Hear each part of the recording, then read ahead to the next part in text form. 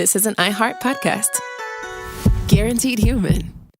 With no fees or minimums on checking accounts, it's no wonder the Capital One bank guy is so passionate about banking with Capital One. If he were here, he wouldn't just tell you about no fees or minimums. He'd also talk about how most Capital One cafes are open 7 days a week to assist with your banking needs. Yep, even on weekends. It's pretty much all he talks about, in a good way. What's in your wallet? Terms apply. See CapitalOne.com/bank. Capital One, N.A., member FDIC. Hi, Kyle. Could you draw up a quick document with the basic business plan, just one page, as a Google Doc, and send me the link? Thanks. Hey, just finished drawing up that quick one-page business plan for you. Here's the link. But there was no link. There was no business plan. I hadn't programmed Kyle to be able to do that yet. I'm Evan Ratliff, here with a story of entrepreneurship in the AI age. Listen as I attempt to build a real startup run by fake people. Check out the second season of my podcast, Shell Game, on the iHeartRadio app or wherever you get your podcasts. Welcome to Stuff You Should Know from HowStuffWorks.com.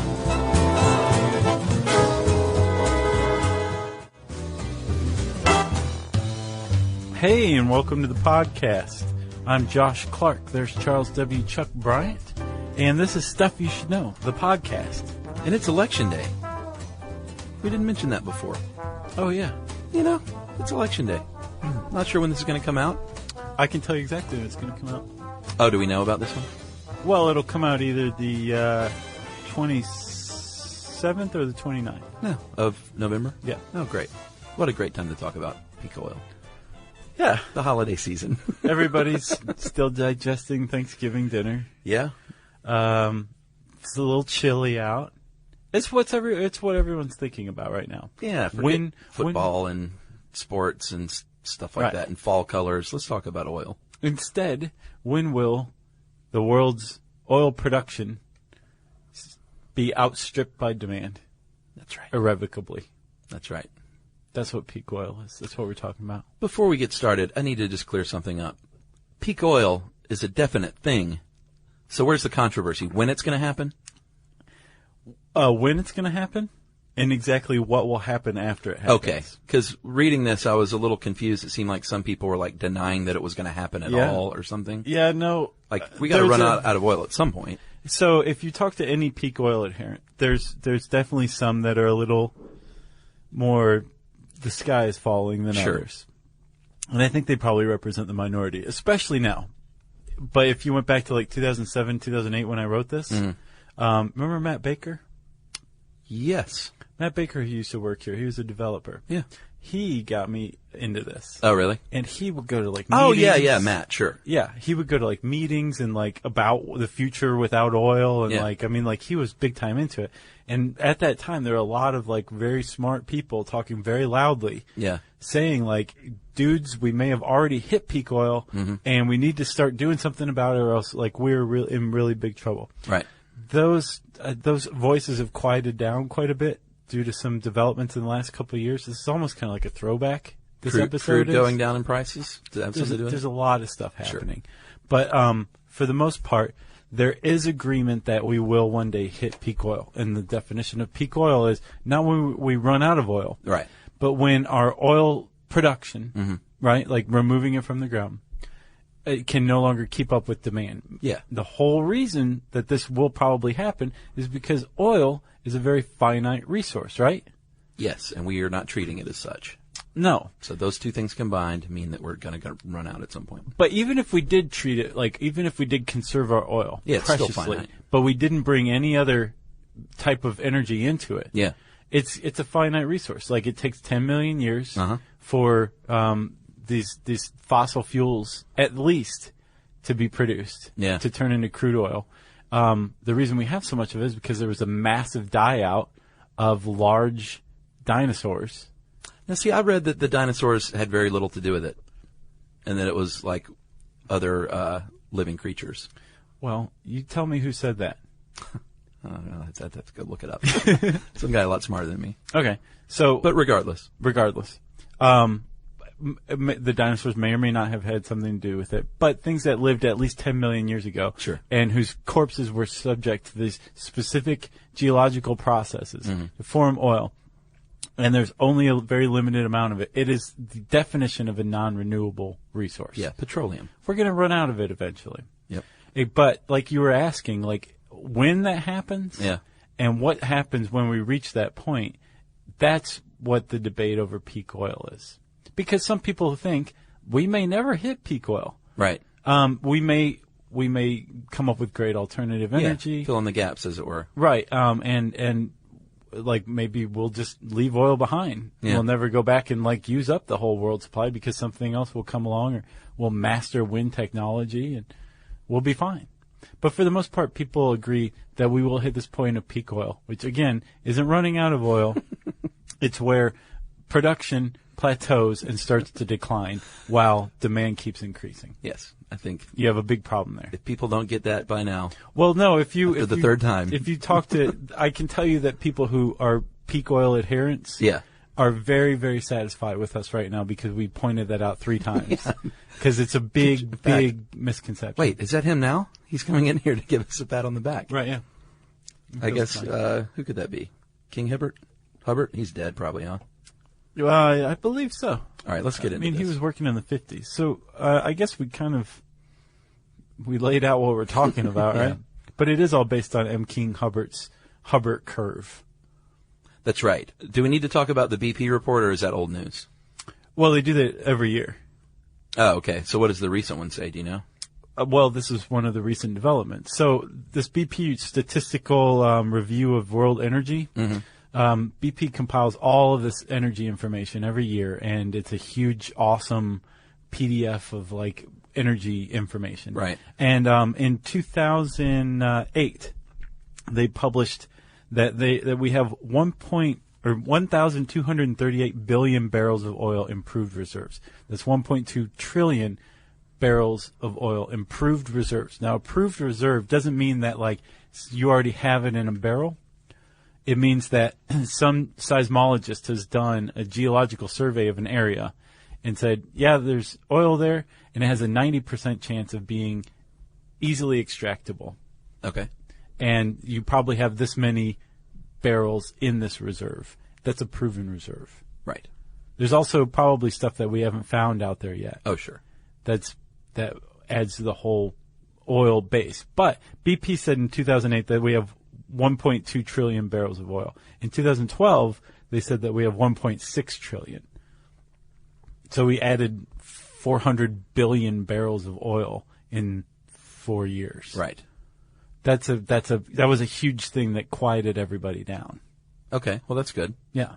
Could be a little hinky because the people giving up this information get money and funding based on things like this. Yeah, if you're a member of OPEC. And they're not checking their work, as it were, either. So what you have is you're not being audited, and if you lie about your numbers, you might get more funding. So a lot of people say, wait a minute, we shouldn't trust reports like this. Right. There's for every bit of information or data, there's basically 2 ways to look at it. It's either truthful or here's all the reasons why it's probably not truthful. I know, this is one of those things, it's just the point counterpoint just goes on and on and on. Yeah, and the reason why is because we have no idea how much oil is left on Earth. Like, we can't say, and like the people who supposedly do know have reason to not be truthful about it. Right. Or to exaggerate it even. Sure. So the BP statistical review is very, very widely respected. It's also criticized for that reason that you just said. But the whole idea behind this is based on what the guy who we were talking about, M. King Hubbard, came up with in the 1950s, which is called the Hubbard curve, right? Yeah, and this just makes sense to me. I don't know why it took this guy to come up with this. But it basically says, you know what, oil reserves are going to follow a trajectory. Right. You're going to tap it, and you're going to pump oil out, and after that, production is going to plateau, and then it's going to decline. Yeah. It took some smart guy to figure that out. Yeah, and I feel where you're coming from, You know? and I think the same thing, but I think like there's a specific like this guy really graphed it out. Sure. And could predict like within maybe a year or something like that, which he did. The reason why everybody listens to Hubbard was because he predicted that the U.S. would hit its own peak production in sometime between 1965 and 70. Well, he missed it by a year. The U.S. oil production peaked in 1971, Yeah. and it's been declining ever since. And this guy's made other great predictions, but the point is his Hubbert curve for any oil reserve, if you look at all of the reserves on Earth as one large reserve, then the Earth's oil supply should follow the same predictable curve. Right. And eventually, when you hit this plateau and production starts to decline, it's inevitable, right? That's right. It makes sense to you. It makes sense to me. Yeah. So where's the problem? Well, in 2007, the Government Accountability Office published another study Right. that said, all right, we need to, guard ourselves against this potential fallout from the peak oil problem. Right. And so there's a lot of factors here. You liken it to a marathon? This is a terrible analogy. I would say a relay race. That's where you messed up. Oh, yeah? Yeah. Okay. Because then you've got different team members doing better or worse. Oh, and yeah. contributing or detracting. I walked right by that. Man, I walked right by that. So let's look at it as a relay race. Okay. And each of the runners in your relay race is going to represent oil consumption, production, or alternative fuels.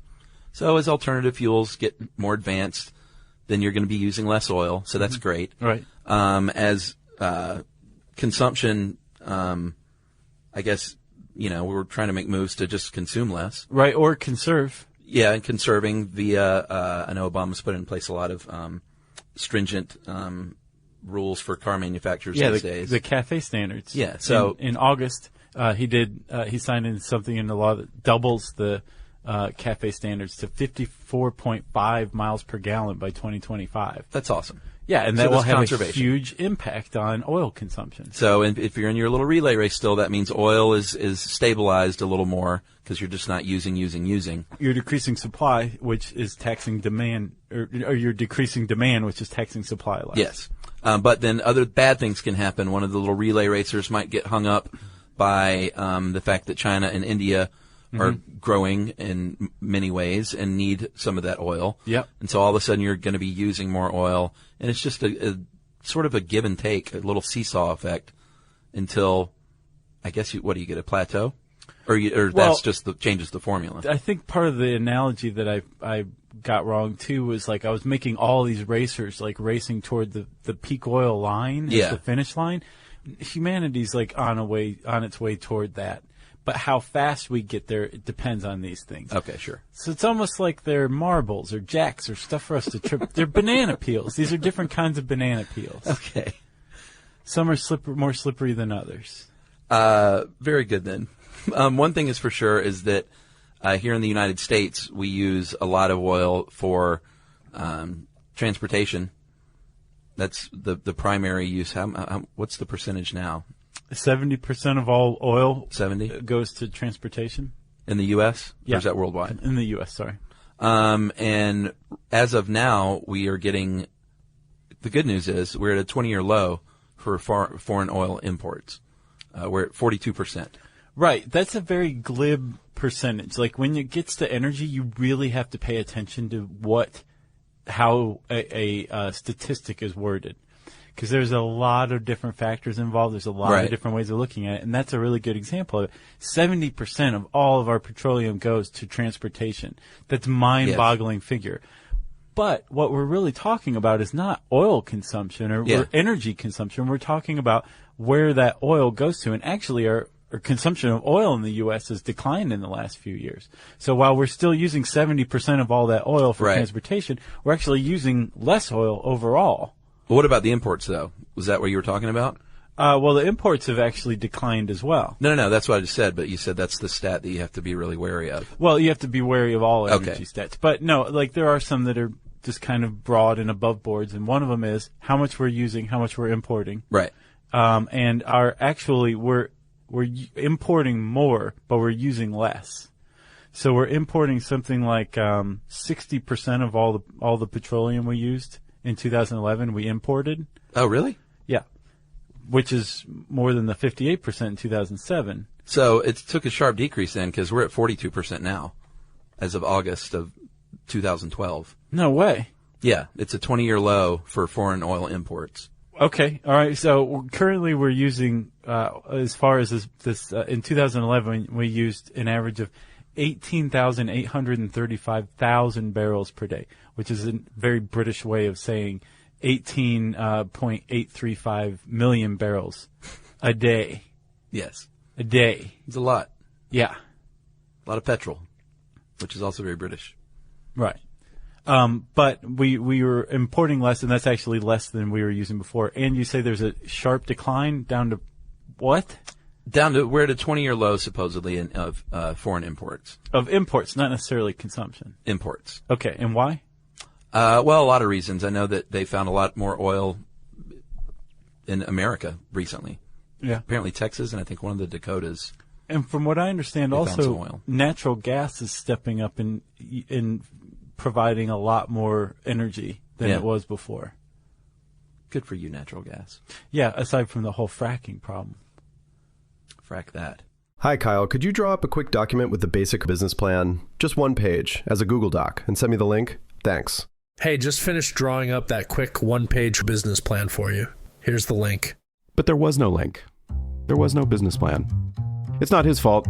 I hadn't programmed Kyle to be able to do that yet. My name is Evan Ratliff. I decided to create Kyle, my AI co-founder, after hearing a lot of stuff like this from OpenAI CEO Sam Altman. There's this betting pool for the first year that there's a one-person billion-dollar company, which would have been like unimaginable without AI, and now will happen. I got to thinking, could I be that one person?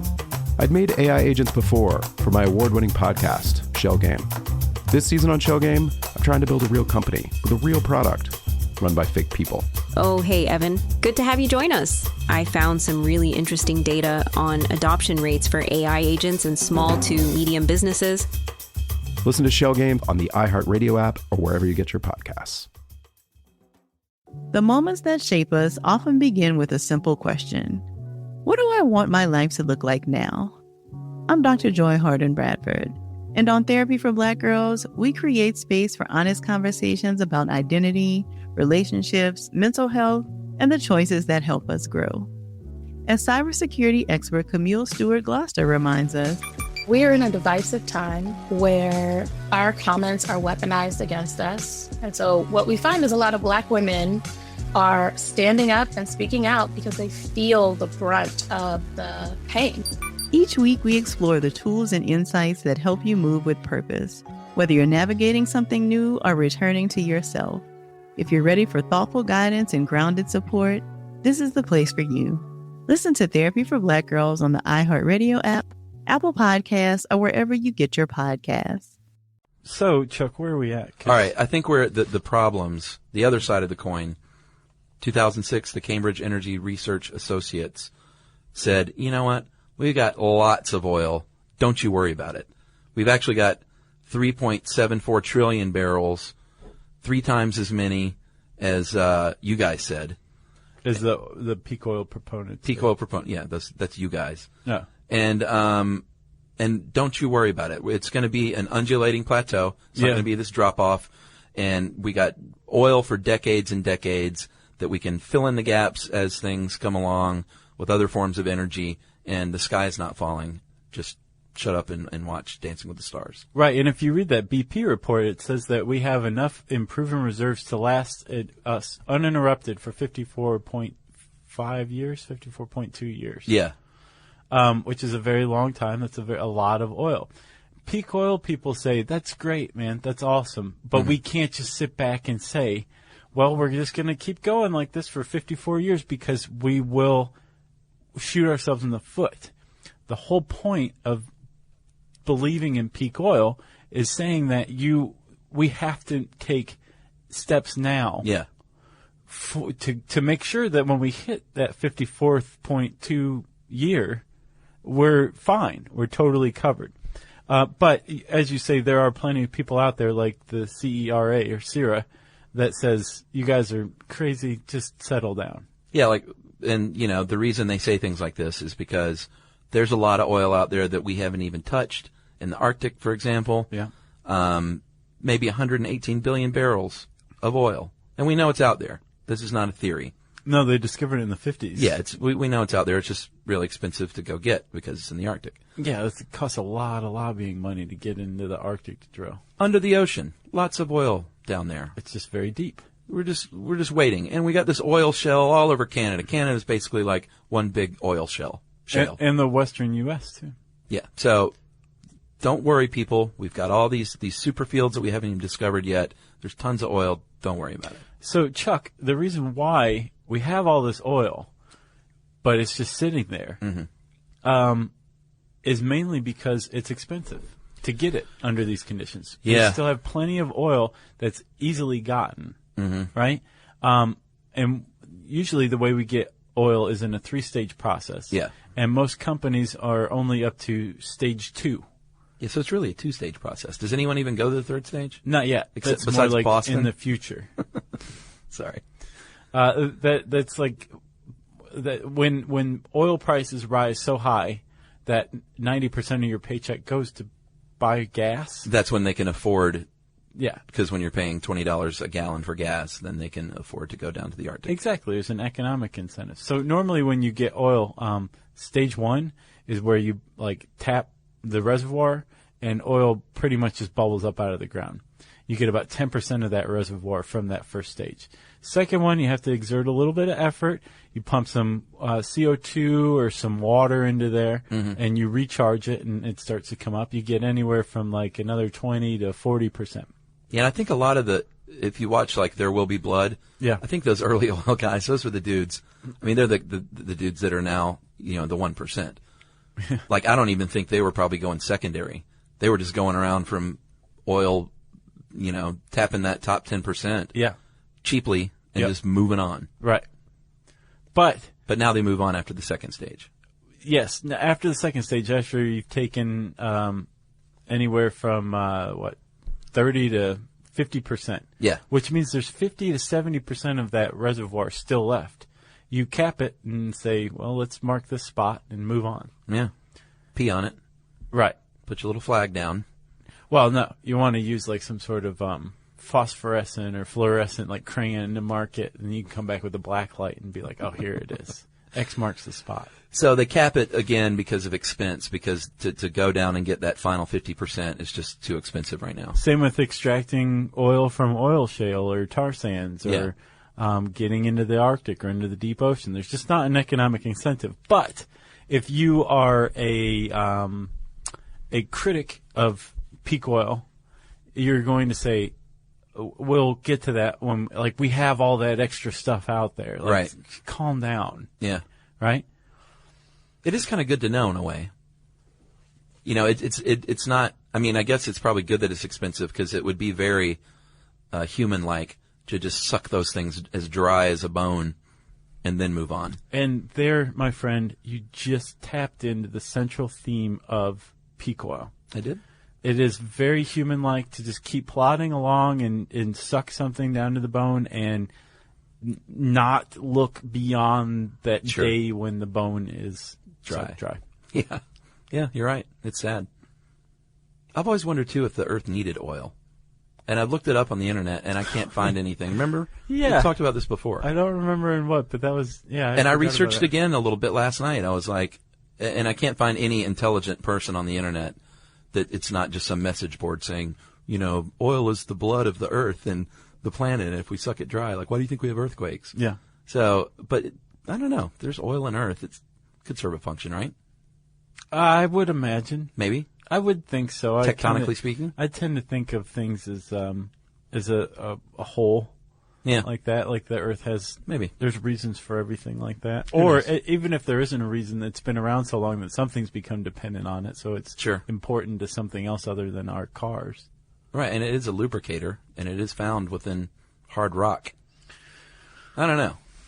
Maybe I'm crazy. So, Chuck, we talked about how this article's kind of almost a throwback. That's a lubricator, snapshot. By the way? You totally did. Instead of lubricant? It's like a snapshot of like this kind of, I don't want to say hysteria because I think it's right, but there was a lot of stuff going on in like 2008 that were making these peak oil adherents say, hey, we're right, everybody pay attention. Yeah. And probably the thing that verified their beliefs more than anything else came on July 11th, 2008, when oil reached an all-time high of $147 a barrel. Yeah, that is expensive. Right. And if you believe in peak oil, or if you are an adherent of the peak oil idea, this is like one of the four horsemen riding out of the sky. Yeah.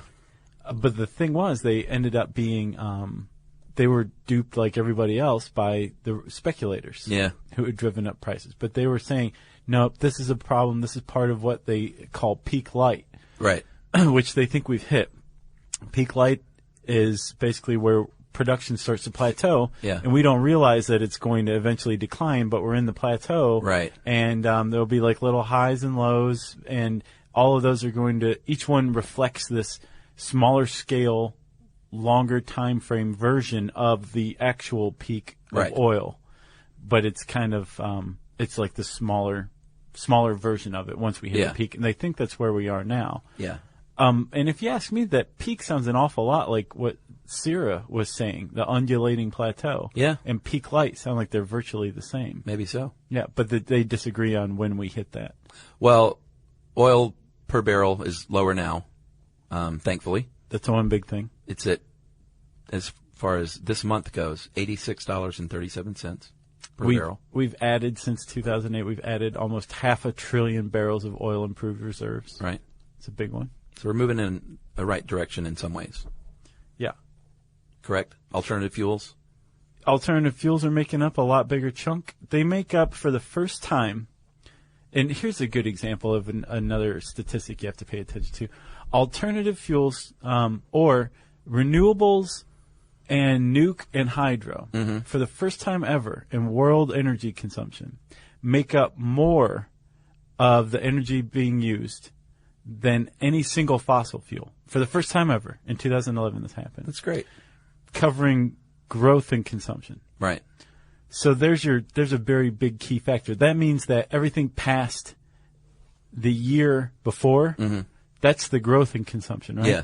So it's covering 34% of that, right? Not of all energy consumption. So it sounds like this huge, enormous number. And it's a good, heartening number. Sure. But it's not what you'd think. Like, you really have to pay attention when you're talking about energy consumption. Yeah. Or energy stats. Very true, because stats can be very misleading in this realm. Right. And so one of the big problems with peak oil is anytime you say, well, hey, we have stuff in the Arctic Reserve, so we're fine.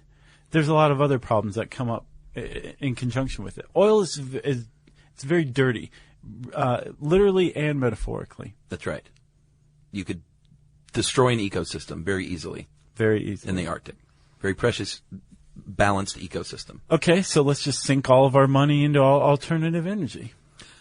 It sounds like you're setting me up. Yeah, I would say that's a great move, but it can be promising on one hand, but things like switchgrass and cellulosic ethanol are very corrosive, and it's very expensive to retrofit gas pumps at a gas station and gas storage tanks. It's like $100,000 a gas station. Yeah, so it's not like there's some super easy answer. Well, plus also, it's like you're taking investment money away from finding new oil fields, putting into alternative energy, which isn't necessarily a bad thing until you realize that, well, wait a minute, we're globalized, so if you take away oil from China and India, you're going to slow down this economic engine. You got to strike that balance. Right. It's Homer with the goldfish and Mr. Pinchy, again, with the salt, you know? That's right. It's the same thing. Coal, they can actually make liquid coal now that can power a vehicle, which is great. With no alterations. Yeah. You can pump it right into your car. The bad thing is coal is really dirty, and you're going to be emitting 4 to 8% more greenhouse gases than gasoline even. Yep. So, again, no easy answer. Well, the same goes for natural gas. Natural gas made up 25% of the energy provided in the U.S. That was consumed was provided by natural gas last year. That's huge. It's more than coal. Yeah. Came out of nowhere, right? But the problem is you have fracking alongside of that. Like, to get it, you have to basically, like, create an environmental disaster every time. Yeah. So there's all these problems with mitigating it, but the worst thing you can do is nothing. This one report that's kind of like peak oil adherence Bible found. It's called the Hirsch Report. Yeah, or AKA peaking of world oil production impacts mitigation and risk management. And Robert Hirsch, understand why they call it the Hirsch report. Yeah, Robert Hirsch put this together and basically laid out 3 scenarios. It's do nothing, start 10 years ahead of time to help out this problem, right, or start 20 years ahead of time, to really head off this problem. And to head off these mitigations, it's figuring out alternative fuels, decreasing demand, basically like just doing whatever you can to take the pressure off of production. Yeah. So that we still have oil, we're just using less of it. Yeah. And unsurprisingly, he says 20 years before would be the best way to handle this. Yeah. 10 years before. If you did that, he said it could be a pretty smooth transition. Right. If you start 10 years before, then you're going to have a problem for about a decade, a shortfall. And if you don't do anything, then you're going to have at least a 20-year shortfall. And so what we're talking about globally, when there's a global energy shortfall. Yeah, that's scary times right there. Yeah, because crude oil and petroleum are found in our medicine, our foods. They are used by the tanker trucks and ships that deliver petroleum, use petroleum to deliver it. It's everything to everybody. It's the lifeblood of the global economic engine. And, dude, we've never experienced anything like the catastrophic collapse that would happen if we experienced a 10-year global energy shortfall. I got 2 words for you. Mad Max. Yeah. I don't see an end to that. If we experience 10 years or 20 years, I don't see how we would ever come out of that. Yeah. I mean, because it's easy to say, well, get on your bicycle. But like you said, it's not just, hey, I put gas in my car to go to work. It is everything. All of a sudden I can't get food delivered to the grocery store or medicines. And, it's a pretty scary thought. And the big part of or I guess probably the biggest problem is we won't know when we hit peak oil until a few years afterwards, when all these telltale signs start coming. And I'm sure most people won't agree. So it'll probably be several years afterwards when it's just painfully obvious that, production is being outstripped by demand. Yeah. Supply can't keep up with demand anymore, and it looks like it's never going to go back up, which means we've hit peak oil, which means we're in trouble. What mitigation measures do we have in place? Yeah, one thing you don't want to hear someone say is, oops. Yeah. Especially when you're talking about the global economic engine. Yeah, and I think you said some people claim that it might have already happened in 2005. Mm-hmm. Others say, no, you know what, we're good till what, 2030? 2030 is when we hit that undulating plateau, which should be not a problem as far as CERA is concerned. But even 2040 is what you said, the most conservative peak oil. I was about to say enthusiasts, but adherents is, I guess, the right word. That's the latest they think it's going to happen? As far as when I wrote this in 2008. Now, a bunch of stuff have happened. Remember, we added almost 500 billion barrels of oil. We're using less. Our CAFE standards were increased recently. The 3.4% of all new car registrations in the U.S. in 2012 so far, were hybrid or electric, which is up from 1% just a few years ago. But it's such a drop. It is, but all of those drops count in just kind of prolonging this point till we get to peak oil. Alternative energy investments are up. It's we're doing all this great stuff. And as a result, all of the people, all these really loud voices that had a real stage in 2008 and had the ears of a lot of people who were governing at the time, the climate has changed. And I wonder if it was because of a lot of these peak oil adherents shouting really loud that we have made some concessions. But now I wonder if we're just going to become complacent. Right. We staved it off. We're fine for now. And we're just going to kick it on down the road. Because I don't see a lot of effort going into it. I mean, there's some, but certainly not what is needed. I just feel like we're all headed toward the cataclysmic, collapse of humanity. Eventually, we're all going to turn on each other and ruin ourselves. And the earth will be scorched and empty. Nice. It may not be anytime soon. Maybe hundreds and hundreds of years from now. Who knows? But anyone that thinks that humans on planet Earth we're going to be around infinitely forever because we're humans, It's just, they're fooling themselves. It's fool's gold. Nice. How's that for happy? That was perfect, Chuck. Hi, Kyle. Could you draw up a quick document with the basic business plan, just one page, as a Google Doc, and send me the link? Thanks. Hey, just finished drawing up that quick one-page business plan for you. Here's the link. But there was no link. There was no business plan. It's not his fault. I hadn't programmed Kyle to be able to do that yet. My name is Evan Ratliff. I decided to create Kyle, my AI co-founder, after hearing a lot of stuff like this from OpenAI CEO Sam Altman. There's this betting pool for the first year that there's a one-person billion-dollar company, which would have been like unimaginable without AI, and now will happen. I got to thinking, could I be that one person? I'd made AI agents before for my award-winning podcast, Shell Game. This season on Shell Game, I'm trying to build a real company with a real product run by fake people. Oh, hey, Evan. Good to have you join us. I found some really interesting data on adoption rates for AI agents in small to medium businesses. Listen to Shell Game on the iHeartRadio app or wherever you get your podcasts. The moments that shape us often begin with a simple question. What do I want my life to look like now? I'm Dr. Joy Harden Bradford, and on Therapy for Black Girls, we create space for honest conversations about identity, relationships, mental health, and the choices that help us grow. As cybersecurity expert Camille Stewart-Gloucester reminds us, we are in a divisive time where our comments are weaponized against us. And so what we find is a lot of Black women are standing up and speaking out because they feel the brunt of the pain. Each week we explore the tools and insights that help you move with purpose, whether you're navigating something new or returning to yourself. If you're ready for thoughtful guidance and grounded support, this is the place for you. Listen to Therapy for Black Girls on the iHeartRadio app, Apple Podcasts, or wherever you get your podcasts. If you want to learn more about peak oil, you can type those words into the search bar at howstuffworks.com and it'll bring up this article. And I said search bar, which means it's time for listener mail, Chuck. I'm going to call this Where's the Orchestra?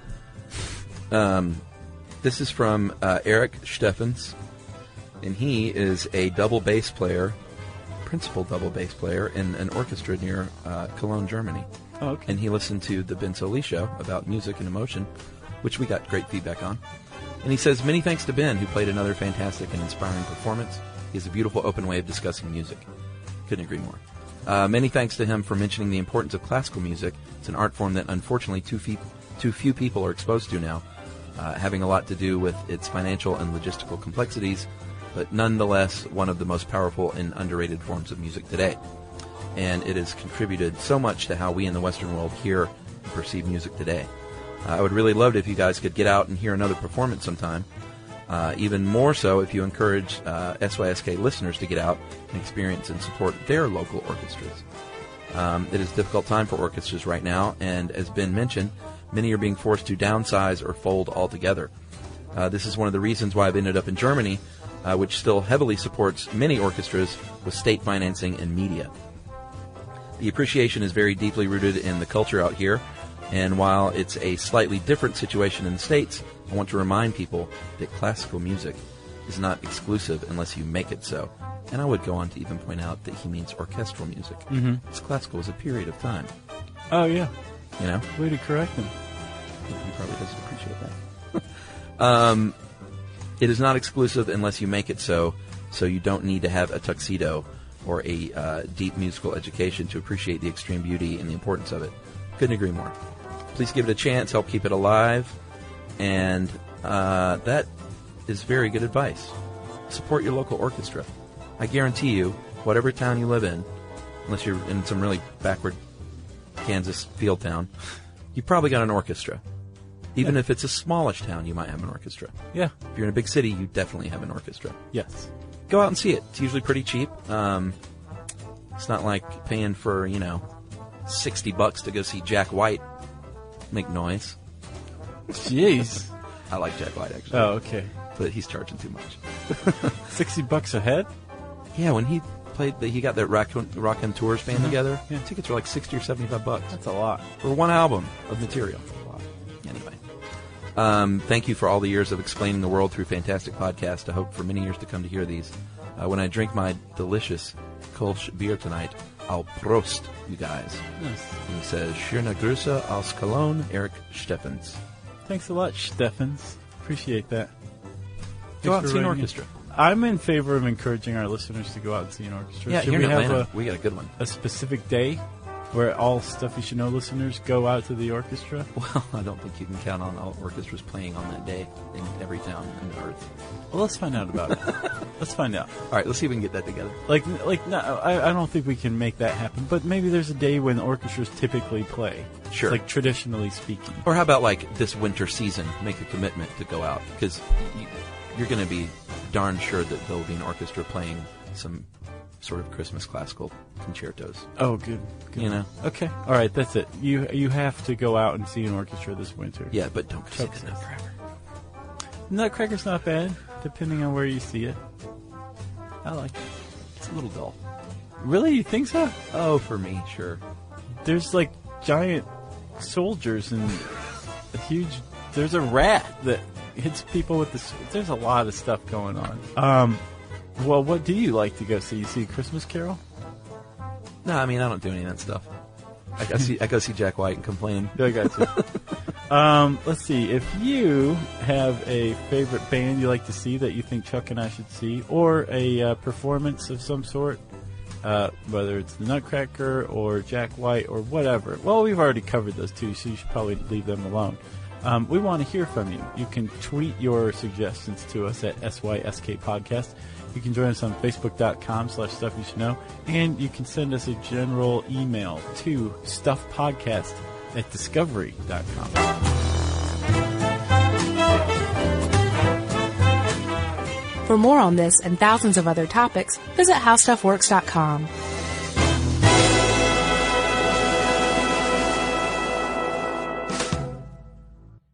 Hi, Kyle. Could you draw up a quick document with the basic business plan? Just one page, as a Google Doc, and send me the link? Thanks. Hey, just finished drawing up that quick one-page business plan for you. Here's the link. But there was no link. There was no business plan. I hadn't programmed Kyle to be able to do that yet. I'm Evan Ratliff, here with a story of entrepreneurship in the AI age. Listen as I attempt to build a real startup run by fake people. Check out the second season of my podcast, Shell Game, on the iHeartRadio app or wherever you get your podcasts. Whether it is getting swatted or just hateful messages online, there is a lot of harm in even just reading the comments. That's cybersecurity expert Camille Stewart-Gloucester on the Therapy for Black Girls podcast. Every season is a chance to grow, and the Therapy for Black Girls podcast is here to walk with you. I'm Dr. Joy Harden-Bradford, and each week we dive into real conversations that help you move with more clarity and confidence. This episode, we're breaking down what really happens to your information online and how to protect yourself with intention. Listen to Therapy for Black Girls on the iHeartRadio app, Apple Podcasts, or wherever you get your podcasts. This is an iHeart podcast. Guaranteed human.